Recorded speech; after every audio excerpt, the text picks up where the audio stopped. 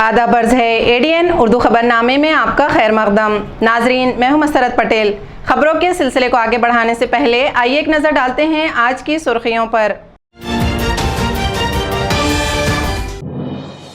Maharashtra state वक्फ board committee की दूसरी meeting का हुआ आगाज। नए मेंबर समीर कादरी का कमेटी ने किया इस्तकबाल, लेकिन अवामी हलकों में समीर कादरी के तकर्रुर की सामने आई मुखालिफत। तारीखी दौलताबाद की जमीन पर मालिकाना हुकूक के लिए महकमे आसार खदीमा और ग्राम पंचायत में तनाज़ा। ग्राम पंचायत पहुंची अदालत, महकमे आसार खदीमा ने की जिला कलेक्टर से फरियाद।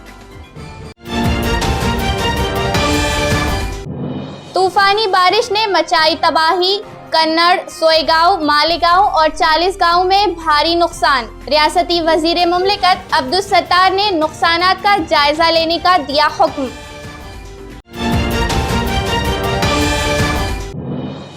और मारूफ कलमकार अजीम राही की किताब नक्तो नजर का हुआ रस्म इजरा। अब खबरें तफसील से। महाराष्ट्र स्टेट वक्फ बोर्ड की दूसरी मीटिंग आज से शुरू हुई। मीटिंग के पहले दिन बोर्ड के नए मेंबर समीर काजी का इस्तकबाल किया गया, लेकिन आवामी हलकों में समीर काजी को वक्फ बोर्ड का मेंबर बनाए जाने की मुखालिफत की जा रही है। मराठवाड़ा महसूल प्रबोधनी के मीटिंग हॉल में वक्फ बोर्ड की दूसरी मीटिंग का आगाज हुआ। मीटिंग में मेंबर पार्लियामेंट फौजिया तहसीन खान, इम्तियाज जलील, साबिक Waqf board chairman MM Shaikh, AU Pathan, member assembly Wajahat Mirza, बाबू कुरैशी और नए मेंबर समीर काजी वगैरह मौजूद थे। मीटिंग में समीर काजी का इस्तकबाल किया गया। सुबह 10 बजे से शुरू हुई ये मीटिंग शाम तक जारी रही, लेकिन ज़राए इब्लाग को इसकी कोई तफसीलात फराहम नहीं की गई। बोर्ड की 25 जून को मुनाकिदा पहली मीटिंग में वक्फ कब्ज़ेजात के खिलाफ FIR, डिजिटलाइजेशन, रजिस्ट्रेशन में तेजी वगैरह पर 29 करारदादें मंजूर की गई थी, लेकिन इन करारदादों पर कितना अमल हुआ ये किसी को इल्म नहीं। वक्फ बोर्ड की इस मीटिंग को भी इंतहाई खामोशी से मुनाकिद किया गया। पिछली मीटिंग में मंजूरा करारदादों पर क्या काम हुआ इसकी भी कोई इत्तला नहीं दी गई। पिछली मीटिंग में ये भी कहा गया था कि वक्फ बोर्ड का कामकाज साफ व शफाफ तरीके से किया जाएगा। साफ शफाफ काम करने का दावा भी किया जा रहा है और राजदारी व खामोशी से मीटिंगें भी मुनाकिद की जा रही है। वक्फ बोर्ड और कमेटी के इस रवैये से इनके दावों पर सवालिया निशान लग रहे हैं। तारीखी दौलताबाद किले की जमीन पर कब्जे को लेकर महकमे आसार खदीमा और दौलताबाद ग्राम पंचायत में किले की जमीन पर से कब्जा हटाने की कोशिश को नाकाम बना दिया। इधर महकमा आसार खदीमा एक प्रेस कॉन्फ्रेंस में ज़मीन के मालिकाना हुकूक की दावेदारी करते हुए जिला कलेक्टर से मदाखलत की अपील की। तारीखी किला दौलताबाद के सामने ज़मीनों पर किए गए नाजायज़ कब्ज़ेजात को हटाने के लिए महकमे आसार खदीमा ने 26 अगस्त को कार्रवाई की थी, लेकिन दौलताबाद ग्राम पंचायत के सरपंच, मेंबरान और मकामी अफराद ने आसार खदीमा की इस कोशिश को नाकाम बना दिया। इस वाक़े की तफसील बताते हुए आसार खदीमा के सुपरिंटेंडेंट मिलिंद कुमार चावले प्रेस कॉन्फ्रेंस में बताया कि ग्राम पंचायत के मेंबरान ने कार्रवाई के दौरान आसार खदीमा के अमले और पुलिस के साथ भी बदसलूकी की और बज़ोर ताकत काम रुकवा दिया। चावले का कहना है कि रियासती हुकूमत ने 2001 में MTDC के मारिफत 3.17 हेक्टेयर जमीन आसार खदीमा को दी थी। ग्राम पंचायत का मालिकाना हुकूक का दावा झूठा है। ग्राम पंचायत ने अदालत में भी मुकदमा दाखिल किया, लेकिन वो जाली दस्तावेजात की बुनियाद पर मालिकाना हक का दावा कर रहे हैं। चावले ने कहा कि जिला कलेक्टर को इस मामले में मुदाखलत करके ये जमीन महकमे आसार खदीमा की तहवील में देना चाहिए। दौलताबाद फोर्ट के आगे में जो एनक्रोचमेंट गाँव वालों ने किया था, जो हटाने की कोशिश किया, तो उन लोगों ने आके वो काम को रोका और उन्होंने ये बोला कि ASI उनके ज़मीन पे एनक्रोच किया हुआ है, मैंने ग्राम पंचायत के लोग, और उन्होंने पूरा काम रोक दिया। हमारे लोगों के साथ भी थोड़ा सा झगड़ा वगड़ा किया। जो इंस्पेक्टर वहाँ पे जो हम लोग को पुलिस प्रोटेक्शन दिया, उनके साथ भी थोड़ा सा गर्मा गर्मी में बात किए। तो एक डिसीजन वहाँ पे हुआ कि कोर्ट में वो लोग गए हैं, तो कोर्ट का डिसीजन जब तक नहीं होता तब तक उनको वहाँ पे रहने के लिए दिया जाए। तो ये कॉन्फ्रेंस इसलिए बुलाया गया है क्योंकि ये बिल्कुल गलत चीज़ है, क्योंकि ये ज़मीन जो आगे का है 3.71 हेक्टर्स ज़मीन जो था 2001 में स्टेट गवर्नमेंट ने थ्रू द MTDC ASI को हैंड ओवर किया था, और उसमें आपका डिस्ट्रिक्ट कलेक्टर, तहसीलदार और MTDC के रिप्रेजेंटेटिव का सिग्नेचर्स है, प्लस जो पंचनामा है उसमें आपके 5 पंच जो थे वहाँ के गांव के, उनके सिग्नेचर भी हैं। तो ये जो ये लोग चैलेंज कर रहे हैं कि ये ग्राम पंचायत का ज़मीन था और उसको हम लोग अतिक्रमण करके रखे हैं, ये बिल्कुल गलत है। फिर 2014 में चीफ मिनिस्टर फंड से हमको 1.7 करोड़ के करीब 1.07 करोड़ के करीब दिया गया था कि वो एरिया को बाउंड्री वॉल बनाए।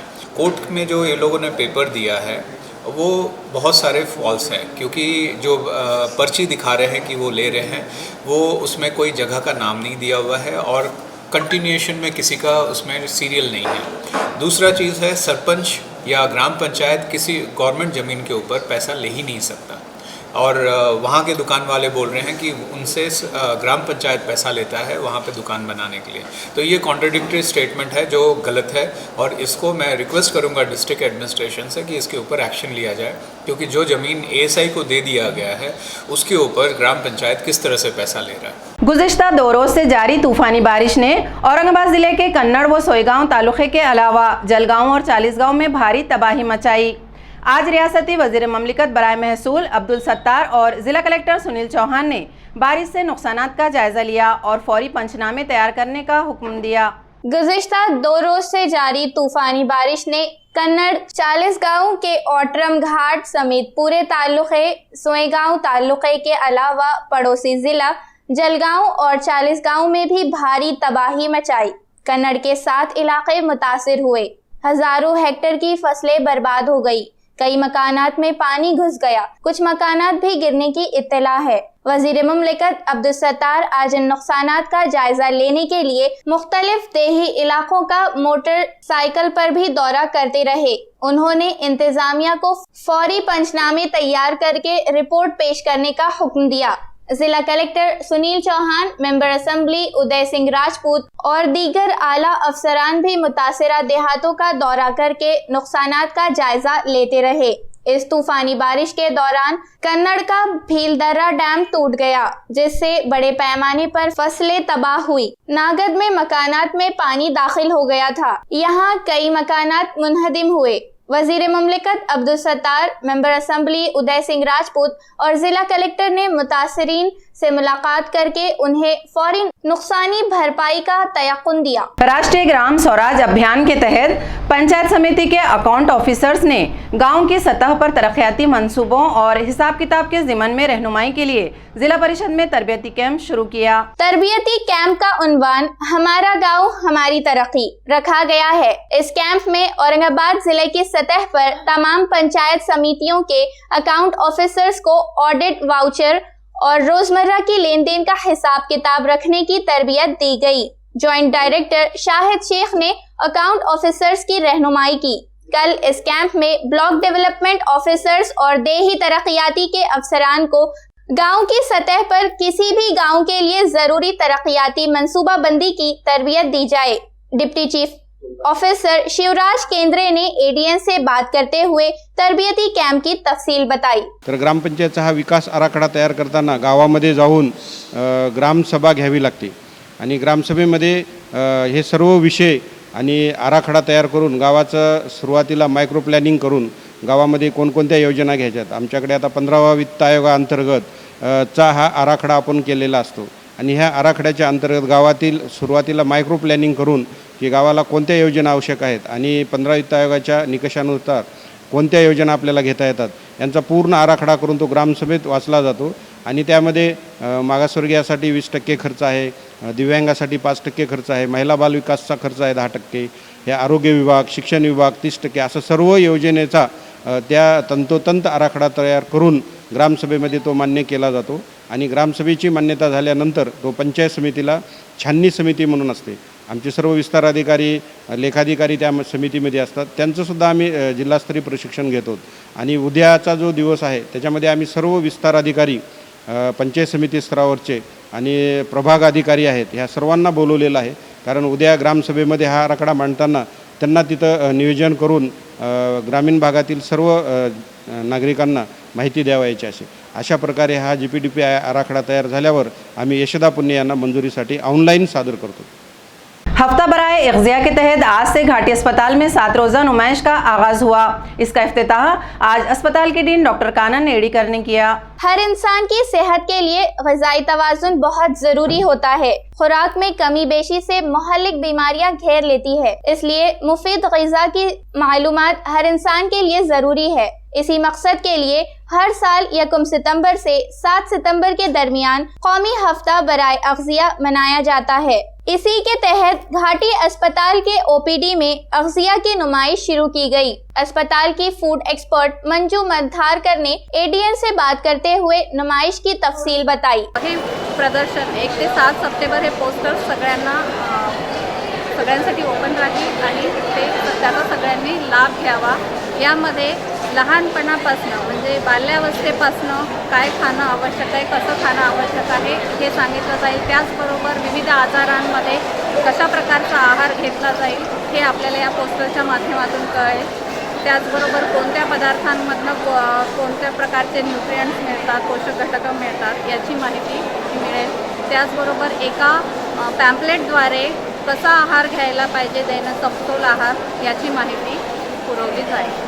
घाटी अस्पताल में अमले की कमी से मुलाजिमीन पर काम का बोझ बढ़ता जा रहा है, इसलिए रास्त भर्ती के तहत अस्पताल में मुलाजिमीन के तखर्रुआत किए जाएं. ये मुतालिबा कर्मचारी महासंघ के नायब सदर सुरेश आहिरकर ने ADN से बात करते हुए किया.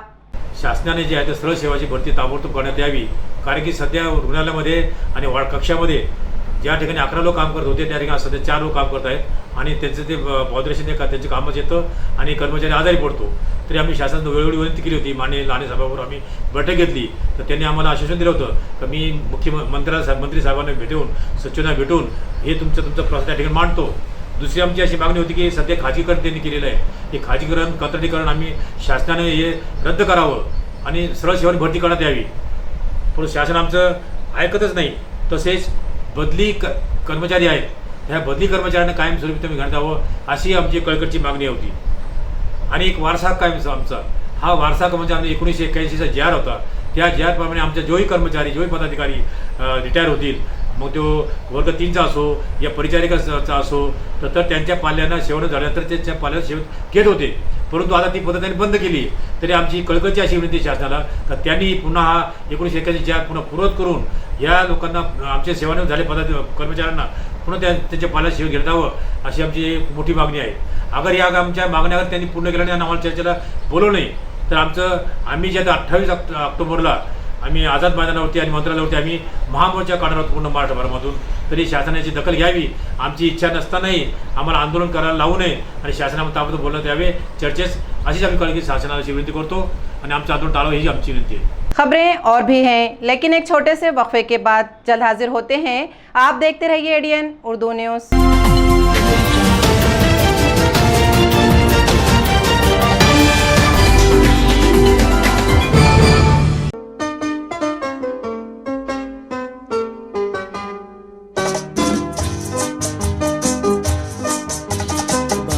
बार दिन ये आए, बार बार दिल ये गाए, बार बार दिन ये आए, बार बार दिल ये गाए. तू जिए हजारों साल ये मेरी है आरज़ू.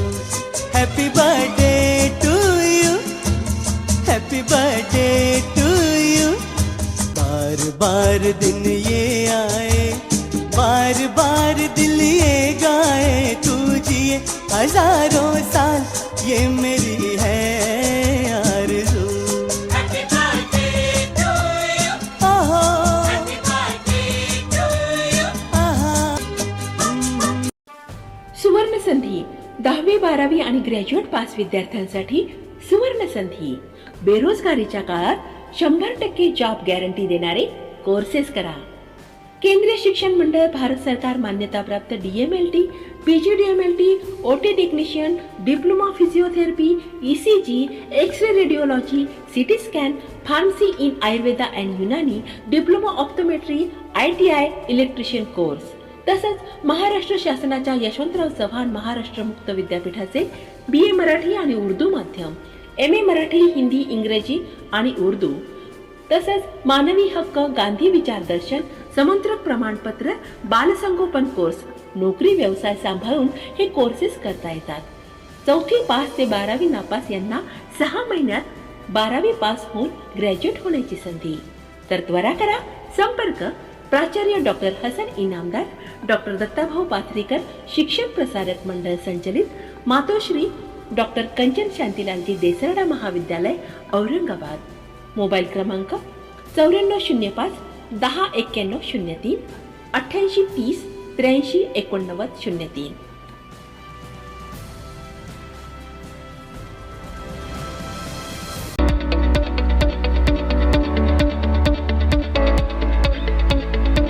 Franzelian School of Excellence conducted various activities from 21st June to 14 July 2021. Across the grades, students performed various asanas to emphasize the importance of yoga and physical exercises in daily life. Through solo singing, children learned to express their feelings and ideas. There was a wide variety of solo dance performances with simple rules. For Maths Master, every student was given a set of MCQs which had to be completed in 40 minutes. The most momentous occasion was the offline investiture ceremony conducted in the school auditorium to entrust hope, faith and mental the responsibility to the newly appointed student leadership squad. The oath taking ceremony was led by the principal in the presence of staff and management.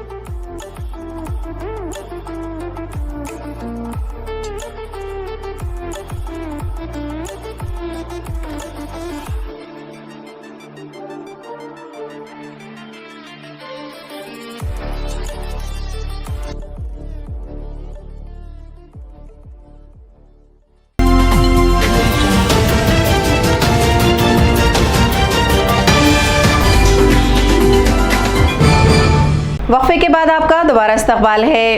Aurangabad के अदबी शोबे में इल्मी व अदबी इनकलाब मरहूम JP Saeed की मरहून मिन्नत है।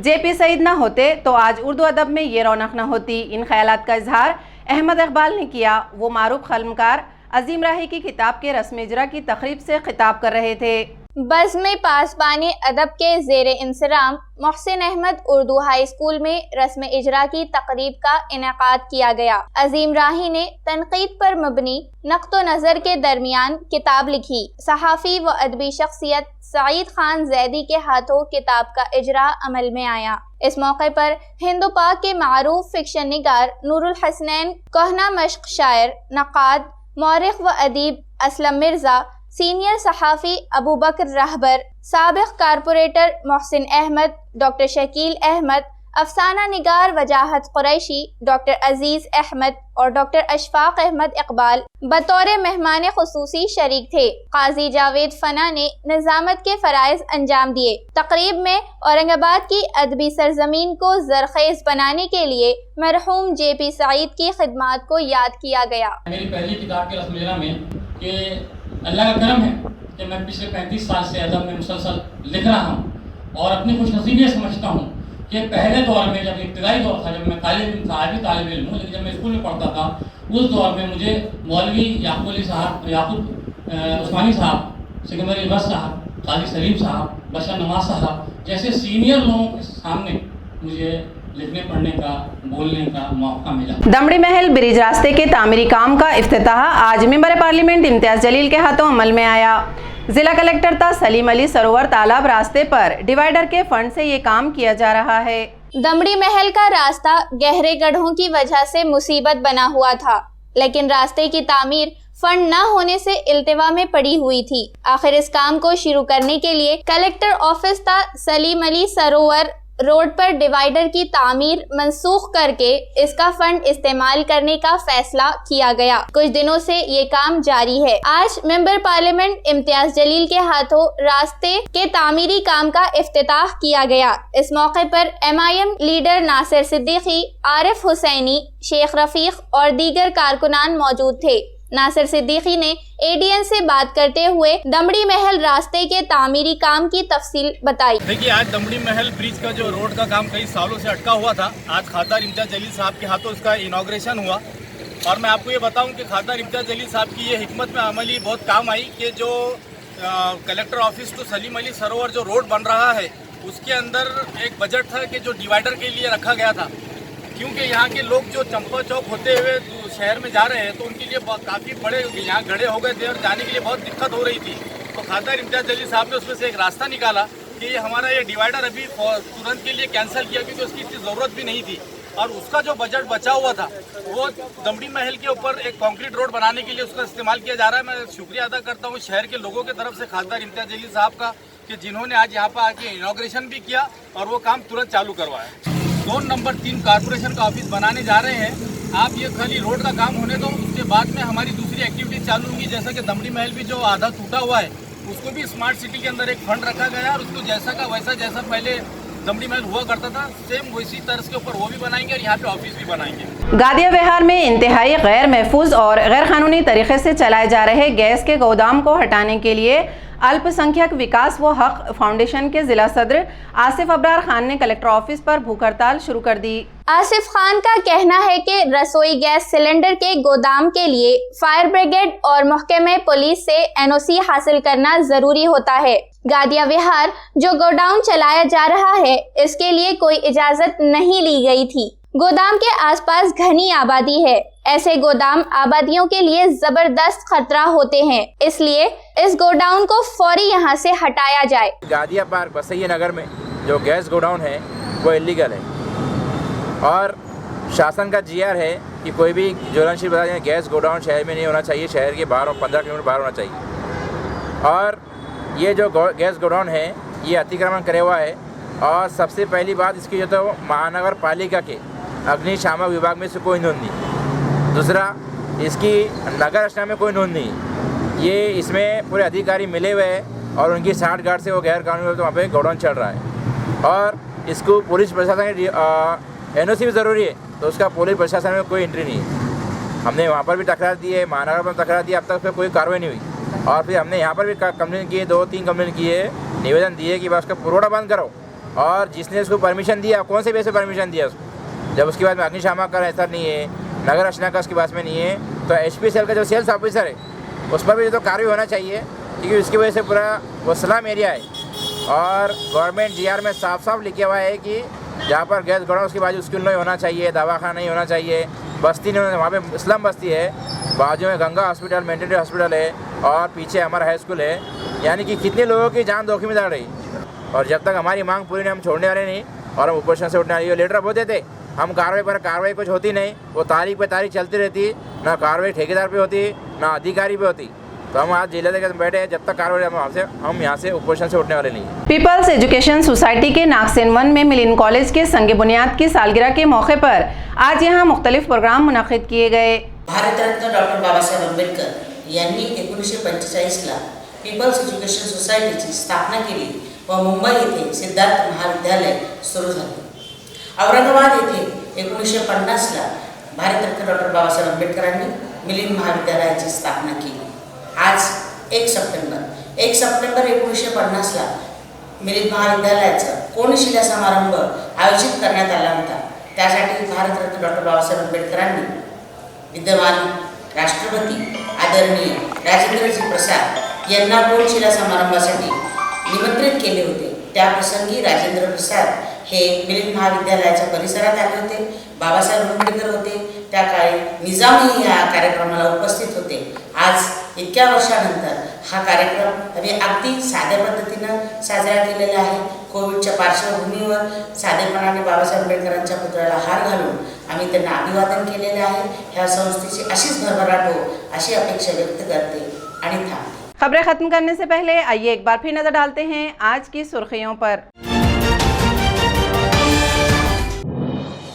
महाराष्ट्र स्टेट वक्फ बोर्ड कमेटी की दूसरी मीटिंग का हुआ आगाज। नए मेंबर समीर कादरी का कमेटी ने किया इस्तकबाल, लेकिन अवामी हलकों में समीर कादरी के तकर्रुर की सामने आई मुखालिफत।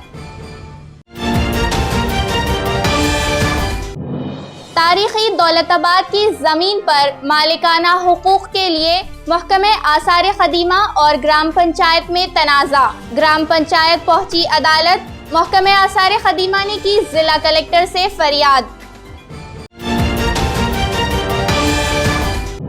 तूफानी बारिश ने मचाई तबाही, कन्नड़, सोएगांव, मालेगांव और 40 गांव में भारी नुकसान। रियासती वजीर मुमलिकत अब्दुल सत्तार ने नुकसानात का जायजा लेने का दिया हुक्म।